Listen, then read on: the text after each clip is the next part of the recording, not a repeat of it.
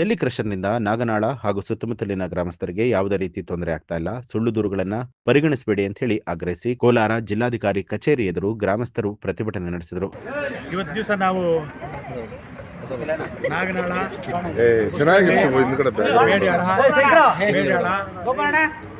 ಈ ಬೆಟ್ಟದ ಸುತ್ತಮುತ್ತ ಇರ್ತಕ್ಕಂಥ ಬಡಬಗ್ಗರು, ಕೂಲಿ ಕಾರ್ಮಿಕರು ಸಾವಿರಾರು ಜನ ಜೀವನ ಮಾಡ್ತಾ ಇದ್ದಾರೆ.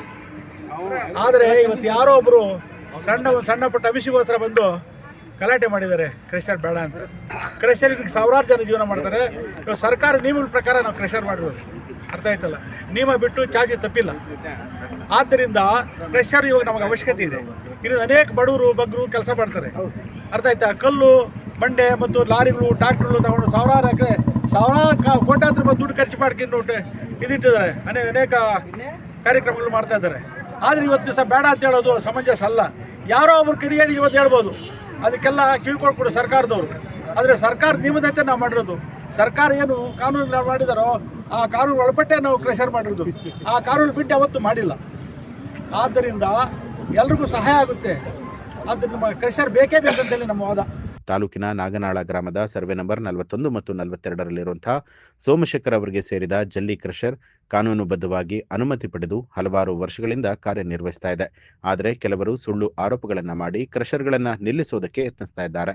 ಈ ಹಿನ್ನೆಲೆಯಲ್ಲಿ ಸುಳ್ಳು ದೂರುಗಳನ್ನ ಪರಿಗಣಿಸದೆ ಜಲ್ಲಿ ಕ್ರಷರ್ ಮತ್ತು ಕಲ್ಲು ಗಣಿಗಾರಿಕೆಯನ್ನ ನಡೆಸೋದಕ್ಕೆ ಅವಕಾಶವನ್ನ ಮಾಡಿಕೊಡ್ಬೇಕು ಅಂತ ಹೇಳಿ ಎಡಿಸಿ ಮಂಗಳ ಮತ್ತು ಗಣಿ ಇಲಾಖೆ ಅಧಿಕಾರಿಗಳಿಗೆ ಗ್ರಾಮಸ್ಥರು ಮನವಿ ಮಾಡಿದ್ದಾರೆ. ನನ್ನ ಹೆಸರು ಪಿ ನಾರಾಯಣ ಸ್ವಾಮಿ ಅಂತ, ನಾಗನಾಳ ಗ್ರಾಮದವರು.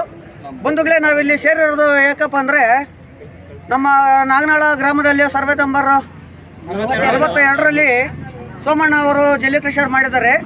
ಸರ್ಕಾರ ಜಿಲ್ಲೆಯಾದ್ಯಂತ ದೇಶಾದ್ಯಂತ ಕ್ರಷರ್ಗಳನ್ನ ಅನುಮತಿ ಯಾಕೆ ಕೊಟ್ಟಿದ್ದಾರೆ ಅಂದರೆ, ನಮ್ಮ ಮನೆ ಮಠಗಳಿಗೆ ಸಾಮಗ್ರಿಗಳನ್ನು ಜಲ್ಲಿ, ಎಂಸೆಂಡು, ಜಲ್ಲಿ ಪುಡಿ ಅಂತ ಒದಗಿಸ್ಬೇಕು ಮನೆಗಳಿಗೆ. ಮೊದಲು ಒಂದು 50 ವರ್ಷಗಳ ಹಿಂದೆ ಮರಳು ಸಿಗ್ತಾ ಇತ್ತು. ಅವಾಗ ಯಾರು ಕಾಂಕ್ರೀಟು, ಸಿಮೆಂಟು ಅವೆಲ್ಲ ಉಪಯೋಗಿಸ್ತಾರಲ್ಲ, ಮಣ್ಣಿಂದ ಕಟ್ತಾಯಿದ್ರು. ಈಗಿನ ಕಾಲಕ್ಕೆ ಅನುಗುಣವಾಗಿ ಜಲ್ಲಿ, ಎಂಸೆಂಡ್ ಇದ್ರೇ ಮನೆ ಕಟ್ಟೋಕ್ಕಾಗೋದು. ಇದರಿಂದ ಕ್ರಷರ್ ಇದ್ರೆ ತಾನೇ ನಾವು ಮನೆಗೆ ಕಟ್ಟಬೇಕಾದ್ರೆ. ಸರ್ಕಾರ ಯಾಕೆ ಅನುಮತಿ ಕೊಟ್ಟಿರೋದು? ನಿಯಮಾನುಸಾರವಾಗಿ ಕ್ರಷರ್ಗಳನ್ನ ಮಾಡಿ ಅಂತೇಳಿ ಸರ್ಕಾರ ಅನುಮತಿ ಕೊಟ್ಟಿದೆ. ಅದು ನಿಯಮಾನುಸಾರವಾಗಿ ಅವ್ರು ಮಾಡ್ತಾ ಇದ್ದಾರೆ. ನಿಯಮ ಮೀರಿ ಯಾರು ಅದನ್ನು ಇದು ಮಾಡೋಕ್ಕೆ ಹೋಗೋದಿಲ್ಲ. ನಮ್ಮ ಸಾರ್ವಜನಿಕರಿಗೆ ಮನೆ ಕಟ್ಟಬೇಕಾದ್ರೆ ಜಲ್ಲಿ, ಎಂಸೆಂಡ್ ಬೇಕೇ ಬೇಕು. ಕ್ರಷರ್ಗಳನ್ನ ನಿಲ್ಲಿಸ್ಬಿಟ್ರೆ ನಾವು ಮನೆಗೆ ಕಟ್ಟೋದು ಹೇಗೆ? ಎಲ್ಲಿ ಹೋಗ್ಬೇಕು, ಎಲ್ಲಿ ತರಬೇಕು ನಾವು ಎಂಸೆಂಡು ಮತ್ತು ಜಲ್ಲಿ? ಹೆಂಗೆ ಮನೆಗೆ ಕಟ್ಟ? ನಾವು ಅದನ್ನೇ ನಮಗೆ ಮನೆಗೆ ಕಟ್ಟಬೇಕಾದ್ರೆ ಏನು ಮಾಡಬೇಕು? ಇದನ್ನು ಅರಿತು ನಮ್ಮ ಆಡಳಿತ, ಜಿಲ್ಲಾಡಳಿತ ಸೂಕ್ತ ಕ್ರಮ ತೆಗೆದುಕೊಂಡು ನಮ್ಮ ಕ್ರಷರ್ ಉಪಯೋಗಕ್ಕಾಗಿ ಅನುಮತಿ ಕೊಡಬೇಕಂತ ಪ್ರಾರ್ಥನೆ ಮಾಡ್ಕೊಳ್ತೇನೆ.